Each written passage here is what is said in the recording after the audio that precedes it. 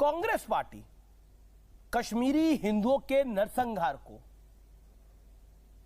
Congress party के नेता कई कह चुके हैं कि देखिए फिल्म ठीक है, फिल्म होगी, लेकिन यह ध्यान भटकाने की कोशिश है। किस चीज से ध्यान भटकाने की कोशिश है? इस नरसंहार को अगर फिल्म इस पर बनाई गई है तो इसको लेकर कांग्रेस पार्टी को इतनी टेंशन में है, अगर सब कुछ बीजेपी ने कराया हुआ है बीजेपी का तो। नहीं, मैं तो कहता हूं अग्निहोत्री साहब को बहुत अच्छी पिक्चर बनाई और 200-250 तो करिए टैक्स फ्री। तो फिर आप ही के राज्यों ने टैक्स फ्री नहीं किए, कश्मीरी, फिर आपने तो बोले, फिर आप ही के राज्यों ने टैक्स फ्री नहीं किए। क्यों नहीं करी राजस्थान ने टैक्स फ्री? क्यों नहीं करी छत्तीसगढ़ ने टैक्स फ्री? मैं आपके शो में इस बात का वादा करता हूं, एक वादा अग्निहोत्री जी से करा दीजिए कि वो 200-250 करोड़ रुपए कश्मीरी पंडितों में बांट दे, कांग्रेस के सारे कांग्रेस शासित राज्य उसको टैक्स फ्री कर देंगे। दूसरी बड़ी बात मैं बताता हूं, बीके गंजू, गिरजा, टिक्कू, रवि खन्ना, ये जहां भी बर्बरता पूर्वक हत्या हुई 25 जनवरी से लेकर मार्च अप्रैल तक भारतीय जनता पार्टी की साझा सरकार थी। मैं इसलिए कह रहा हूं कि मोदी सरकार ने अभी बताया, इन्होंने कहा हमने वेबसाइट एक निकाली है कि जो भी कश्मीरी पंडितों की संपत्तियां होगी आप रजिस्टर कीजिए, हम आपको वापिस कर देंगे। 8 साल में, और 8 साल के पहले की अभी फरवरी 2022 में इन्होंने सूचित किया लोकसभा में कि सिर्फ 610 मकानों को आइडेंटिफाई किया है। इनसे पूछा कि जब आर्टिकल 370 खत्म हुआ तो आप कह रहे थे 4 साल हो गए कि वहां पर हजारों लोग अपनी संपत्ति खरीद लेंगे, तो मोदी सरकार ने बताया एक पीस ऑफ लैंड भी कश्मीर घाटी में, एक सिंगल टुकड़ा भी किसी के द्वारा नहीं खरीदा गया। मोदी जी सच्चाई बताइए। कांग्रेस पार्टी ने 6000 में से 5442 घर बनाए। अच्छा, सच्चाई क्योंकि आप सच बोल रहे हैं। अबे दुबे थोड़ा वाणी को विराम दीजिए, क्योंकि आप सच बोल रहे हैं। ये सच बताइए कि राजीव जी और फारूक अब्दुल्ला दोनों मित्र थे कि नहीं थे? यासीन मलिक प्रधानमंत्री मनमोहन सिंह के साथ थे कि नहीं थे, जिन्होंने कश्मीरी हिंदुओं का जेनोसाइड किया? वो मनमोहन सिंह के साथ थे कि नहीं थे? ये सच है कि झूठ है? ये सच है कि सबसे पहले अटल बिहारी वाजपेयी जी ने इन सब लोगों को अधिकृत रूप से, इसमें यासीन मलिक है कि नहीं है? और 2000 यासीन मलिक था कि नहीं था? यासीन मलिक था अटल जी के साथ कि था? क्योंकि मैं तब रिपोर्टर था। यासीन मलिक अगर अटल जी के साथ था तो आप जो बोले मैं हारूं अभी यहां पर। यासीन मलिक था अटल जी के साथ? यासीन मलिक अटल बिहारी वाजपेयी के साथ था कि नहीं था? वो साझा सरकार थी, सबको पता है क्या? अरे पूरी हुर्रियत, यासीन मलिक था क्या अटल बिहारी वाजपेयी के साथ? मैं कहता हूं वो तस्वीर दिखाए कांग्रेस पार्टी। यासीन मलिक क्या अटल बिहारी वाजपेयी के साथ था? देता हूं, सुनिए। यासीन मलिक किस पार्टी के सबसे सर्वोच्च नेता के साथ था? यासीन मलिक प्रधानमंत्री कार्यालय कैसे पहुंचा? इसका जवाब देना पड़ेगा। किसने पहुंचाया? किसने मदद करी? किसने अपॉइंटमेंट फिक्स करी?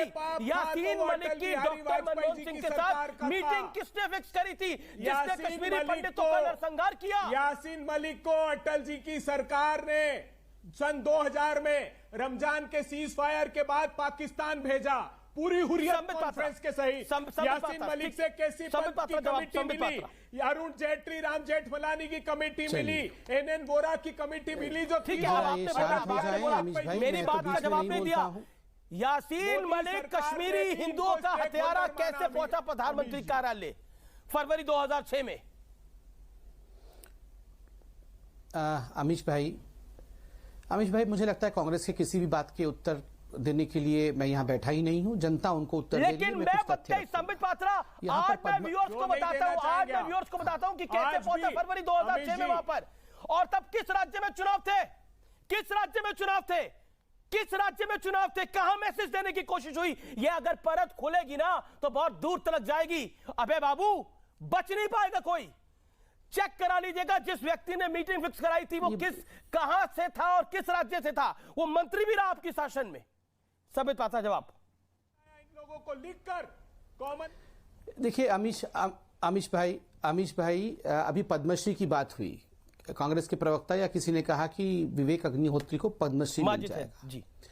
आयरॉनिकली आप याद करिए, एक ऐसे पत्रकार को पद्मश्री दिया गया उस समय जिस पत्रकार ने एक नैरेटिव को फैलाया, और वो नैरेटिव था ये 2% जो कश्मीरी हिंदू हैं, कश्मीरी पंडित है, इन्होंने सारे प्रोफेशन को और सारे सरकारी नौकरी को हथियार रखा था। इसलिए गुस्से से इनके ऊपर जो हुआ मुसलमानों ने किया, क्योंकि मुसलमान बेचारे थे, मुसलमान गरीब थे, और ये जो कश्मीरी पंडित थे इन्होंने उनकी नौकरी छीन ली थी। इस कारण से ये जीनोसाइड हुआ। उस पत्रकार को ये वही पत्रकार है जिसने बुरहान वानी को बेचारे हेडमास्टर के बेटे के रूप में भी प्रस्तुत करने की कोशिश की थी। आप सोचिए जरा, ये किन लोगों को पद्मश्री देते थे।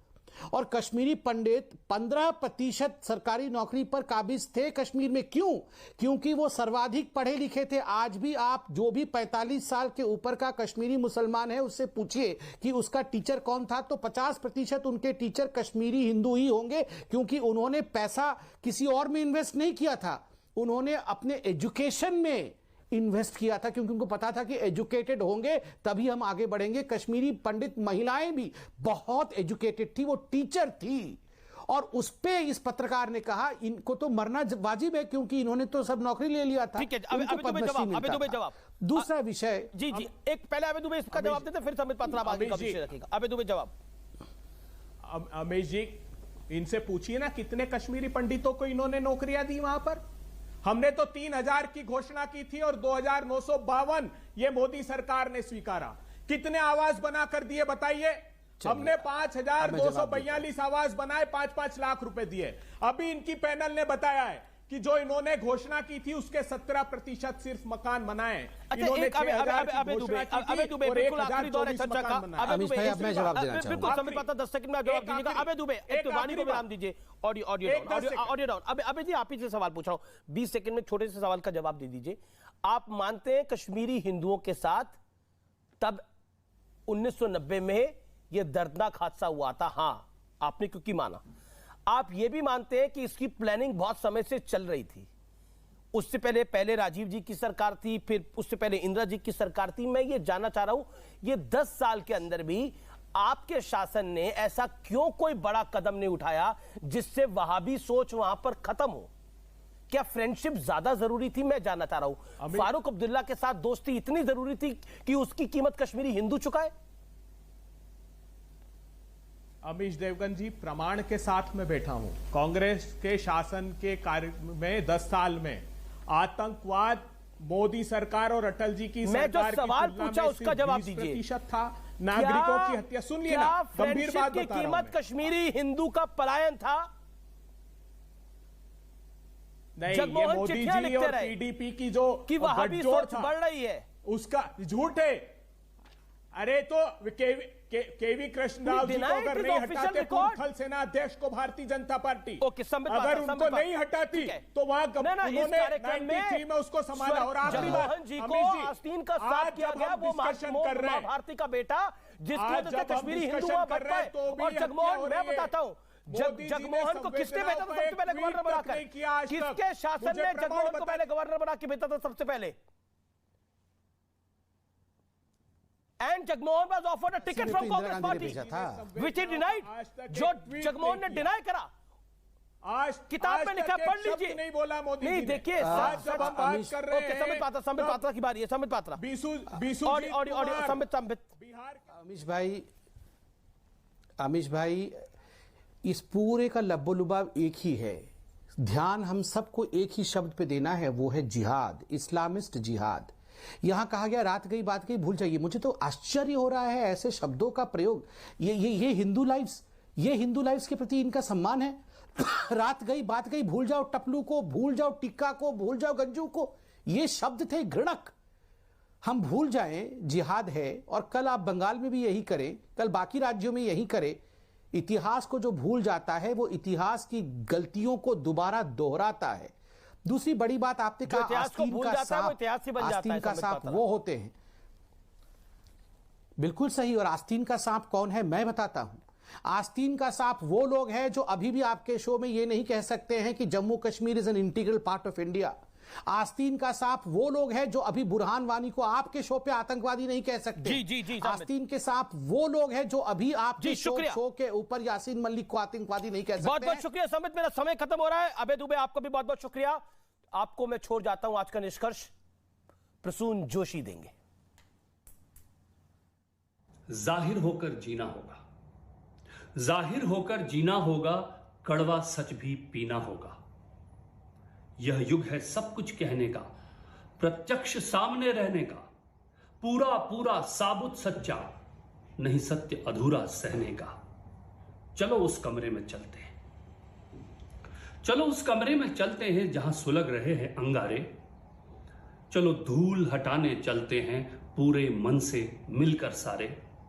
मंशा लेकर बाहर आओ, मंशा लेकर बाहर आओ, बारिश है सब धुल जाएगा। हम चाहेंगे तो एक रास्ता इन रस्तों से खुल जाएगा, लेकिन पूरा बहना होगा, लेकिन पूरा बहना होगा। जाहिर होकर जीना होगा, कड़वा सच भी पीना।